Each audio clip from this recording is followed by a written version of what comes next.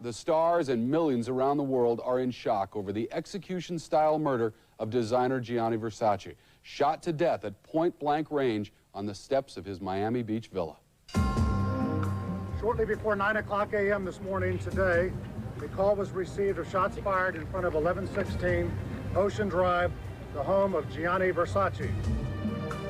Italian designer Gianni Versace's Miami Beach mansion on fashionable Ocean Drive was turned into a gruesome crime scene early this morning. Police say a white male suspect approached Versace as he was returning alone from breakfast at this nearby restaurant and fired shots at the designer's head, killing him. Versace's morning routine was known by many local residents. He would get up in the morning and he would leave his house and he would walk over to the cafe, sometimes have a little cappuccino, but mostly he would pick up all the Italian newspapers. And then he would walk back to his house or he would walk to the beach. Gianni Versace's sexy fashions adorn movie stars and supermodels. The designer told E.T. his clothes reflected his attitude towards life.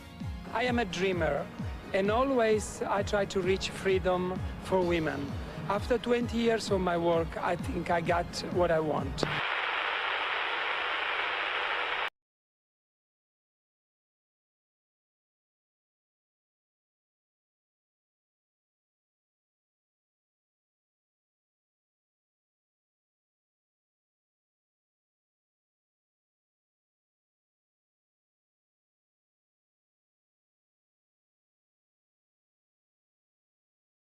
Insomniacs, I just want to take the time to say thank you for subscribing to my YouTube channel. We just hit 15 subscribers. I will continue to post new videos every week, so stay tuned. Again, thank you, and back to the video. Hello, and welcome back to my channel. Today we're going to delve deep into one of the most shocking crimes of the late 20th century, the murder of Gianni Versace. Gianni Versace was an Italian fashion designer who was known for his bold and innovative designs that revolutionized the industry. But on July 15, 1997, he was gunned down outside his Miami Beach mansion in broad daylight. In this video, we'll explore the events leading up to the Versace murder, the investigation, the aftermath, and the legacy of his tragedy. Before we delve into the details of the murder, let's take a moment to appreciate the life and legacy of Gianni Versace. Gianni Versace was born in Reggio Calabria, Italy in 1946. He showed an early interest in fashion, and after studying architecture, he started working for his mother's dressmaking business. In the 1970s, he moved to Milan and started his own label, which quickly gained fame for its bold and colorful designs, luxurious fabrics, and celebrity clientele. Versace's signature style was a blend of classicism and kitsch, combining elements of Greek and Roman art, Baroque and Rococo aesthetics, and pop culture icons. He was also a trailblazer in marketing and branding, using his name and image to promote his products in innovative ways, such as staging elaborate fashion shows and collaborating with pop stars and artists. On the morning of July 15, 1997, Gianni Versace was returning from his daily walk to a nearby cafe when he was shot twice in the head by a man named Andrew Cunanan. Cunanan was a 27-year-old American serial killer who had already killed 4 people in a cross-country spree before targeting Versace. After shooting Versace, Cunanan fled the scene and went on the run, sparking one of the biggest manhunts in U.S. history. It's not fair. How did you get the news? How did you learn of his death?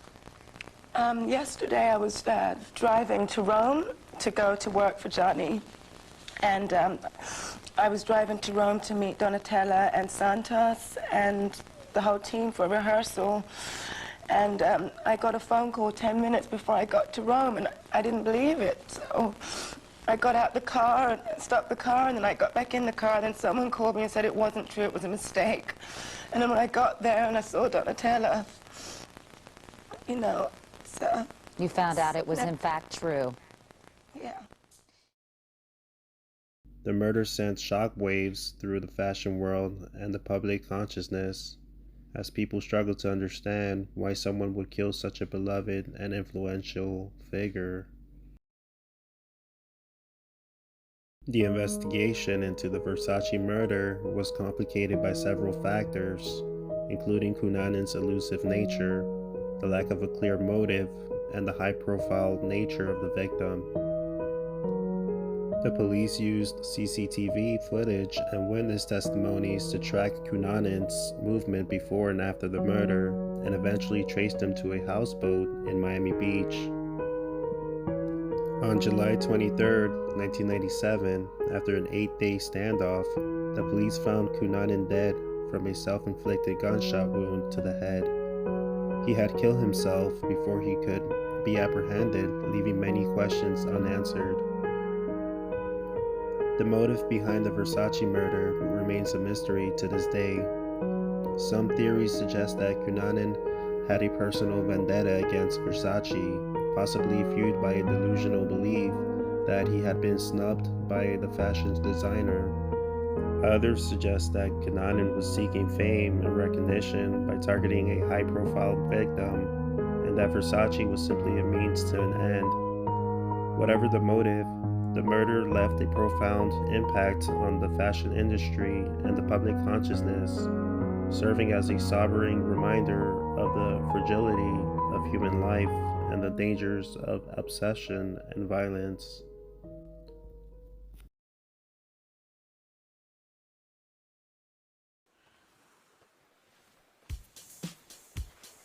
Despite his untimely death, Gianni Versace's legacy continues to expire and influence the fashion world. His designs, which blended traditional Italian craftsmanship with modern sensibilities, are still coveted by collectors and celebrities alike. His brand, which is now led by his sister Donatella, has expanded into new markets and collaborations while remaining true to its founder's vision. Versace's impact on the industry and on popular culture cannot be overstated, and his memory will always be cherished.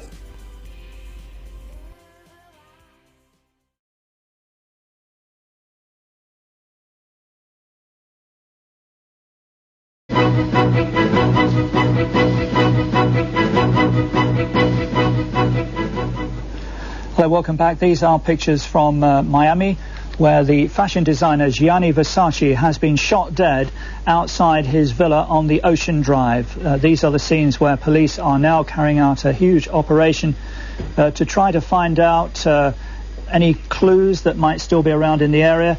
They're searching for a white man aged about 25 who's being sought in connection with the shooting, which happened just around 9 o'clock in the morning local time in Miami, when Mr. Versace was returning from a nearby cafe where he had been having breakfast. Mr. Versace, of course, one of the world's top fashion designers, whose designs are famous in all the big fashion centres such as Paris, Rome and London.